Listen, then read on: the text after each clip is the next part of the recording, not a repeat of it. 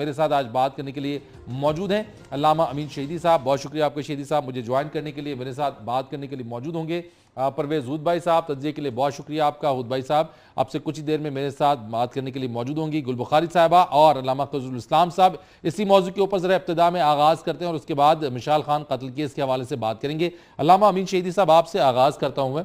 यकीनी तौर पर हर शख्स का ये सवाल था, पाकिस्तान में ख़ास तौर पर, कि एक तवील वक्त तक इस केस की हेयरिंग चलती रही और उसके बाद इस फैसले को महफूज किया गया और अब 20 अप्रैल को यह फैसला सुनाया जा रहा है। आपके नज़दीक ये फैसला क्या असरात, किस तरह के असरात मुरत्तब कर सकता है? बिस्मिल्लाहिर्रहमानिर्रहीम। देखिए, ये तो 2+2=4 की तरह का एक केस था जिस पर खामखा हमने कौम का पूरा एक साल ज़ाया कर दिया। पूरी दुनिया में इस केस को उठाया गया, जिन जिन ममालिक के सरबराहान और बड़े लोग उसमें शामिल थे, और वहाँ पर फौरी उसका नतीजा भी सामने आया। हमारे यहाँ चूँकि हमारा पूरा सिस्टम बीमार सिस्टम है, जहाँ पर जब कोई फैसला न करना हो तो उसको साल तूल दिया जाता है, जिसका नतीजा आपने देख लिया। अब भी केस का फैसला हो जाने के बाद, महफूज हो जाने के बाद भी इतना तवील दौरानिया आपने पूरी कौम को लटकाए रखा, इंतज़ार में रखा। उसकी जाहिर है पीछे कोई ना कोई रीज़न है। ठीक, अब उस रीज़न को अगर आप तलाश करेंगे तो खुद ब खुद बात समझ आ जाएगी। मैं ये समझता हूँ कि फैसला चाहे नवाज शरीफ साहब के हक में आए, चाहे उनके मुखालिफ आए, चाहे ऐसा गोलमोल फैसला आए जिसके नतीजे में सांप भी ना मरे और लाठी भी ना टूटे, इस कौम की सेहत पर कोई फर्क नहीं पड़ना। करप्शन की दुकानें बंद नहीं होनी, इसी तरह से जारी रहेगा। तर्जुमान है नईमुल हक साहब, बहुत शुक्रिया आपका। नईमुल हक साहब, अस्सलाम वालेकुम। अच्छा जी, नईमुल हक साहब ने राब्ता मुनक़ता हो गया, दोबारा कोशिश करते हैं। जरा सा परवेज हुद भाई साहब की जानिब चलेंगे। परवेज साहब, आपसे मैं जानना चाहूंगा जरा इसी केस के मुहर्रिकात और खास तौर पे अब 2 दिन बाद ये फैसला आने वाला है, आप क्या समझते हैं, आपके नजदीक इसके असरात क्या मुरत्तिब होंगे, कितना इंपॉर्टेंट होगा ये फैसला?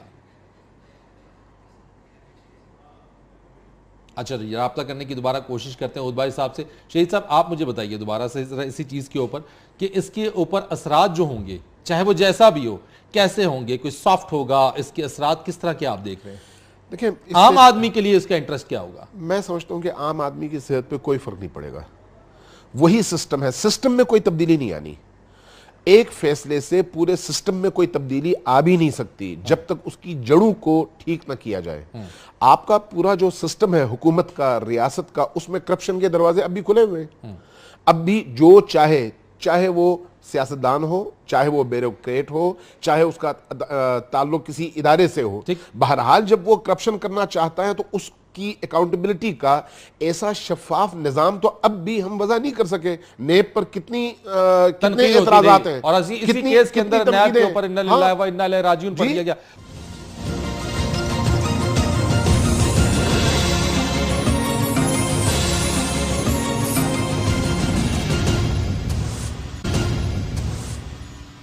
एक बार फिर आपको प्रोग्राम में खुश आमदीद कहेंगे। अमीन शहीदी साहब, आपसे मैं आगाज़ करता हूँ। मिशाल खान कत्ल केस के हवाले से जो हर गुजरते रोज़ जो कहानी है उसके अंदर एक नया रुख इख्तियार वो करती जा रही है।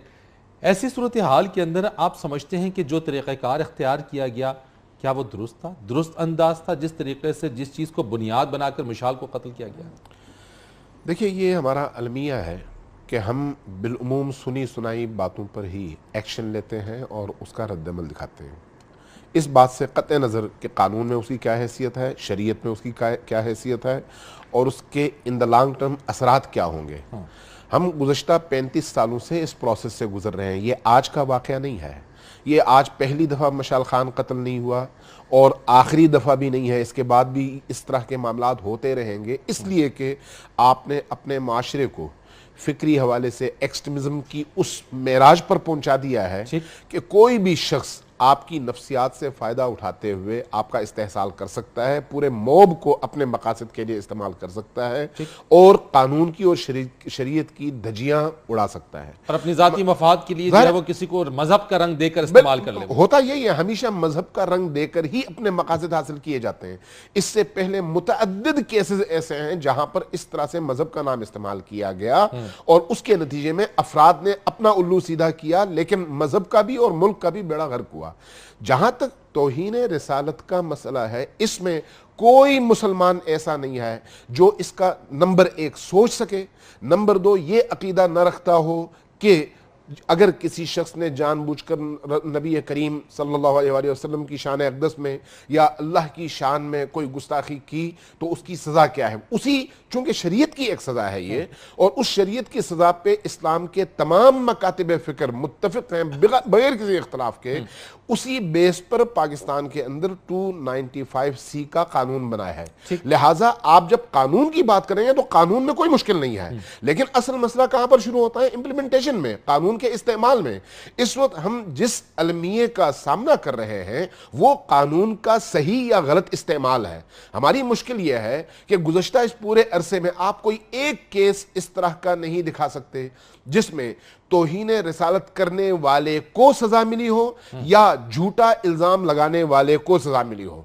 जब आपका अदालती सिस्टम, आपका जजा और सजा का सिस्टम इस तरह का है जहां पर ना इल्जाम लगाने वाले को सजा मिले ना तौहीन करने वाले को सजा मिले, तो फिर पीछे बैठे हुए बड़े लोग इस तरह के केसेस को अपने मकासद के लिए इस्तेमाल करते हैं। अमीन शहीदी साहब, जो बात इस वक्त कही उद भाई साहब ने कि इसी को बुनियाद बना के सर क्या है, यानी इसको कैसे, इसकी रोकथाम कैसे? देखिए, मेरा ख्याल है हमें तासुब से नहीं बल्कि अक्ल से और इस्तदलाल के साथ अपना मौक़िफ़ पेश करना चाहिए। हमारी मुश्किल ये है कि हमारे माशरे के अंदर मजहबी इंतहा पसंदी को तो बहुत ज़्यादा बयान किया जाता है और करना भी चाहिए, उसका इनकार कोई नहीं है, क्योंकि हम सब उसका शिकार हैं।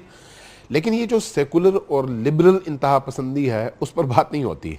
ठीक है, एक कानून है, इस पर पाकिस्तान का इत्तफाक है, ये कानून पाकिस्तान की असेंबली में बना है, ये कानून शरीयत की रूह के ऐन मुताबिक बना है, उससे किसी को इनकार नहीं करना चाहिए। ठीक है, चाहे वो मजहबी हो चाहे वो लिबरल हो। ठीक है, दूसरी तरफ इसकी इम्प्लीमेंटेशन की बात है। इम्प्लीमेंटेशन के हवाले से लिबरल्स को भी और मजहबी इंतहा पसंदों को भी या अहले मजहब को भी इस बात को जहन नशीन करना चाहिए कि इस कानून का इस्तेमाल दुरुस्त करोगे तो ये रूह है, दीन के मुताबिक भी है, आईन के मुताबिक भी है। गलत इस्तेमाल करोगे तो ये जुल्म है, चाहे कोई भी करे। ठीक है, आपके इस यूनिवर्सिटी के तलबा जो है वो किसी मजहबी जमात के लोग नहीं थे, ये लिबरल्स थे, आम लड़के थे या बाद सेकुलर जमातों के लड़के थे। तो इसका मतलब ये है कि जर्नलिज्म डिपार्टमेंट के अंदर से ही ये मामला हुआ, दो लोगों की चपकलेश आपस में और उसका निशाना मिशाल खान बात है। इसका मतलब यह है कि आपने कानून को गलत इस्तेमाल किया है, गलत इस्तेमाल तो बात है।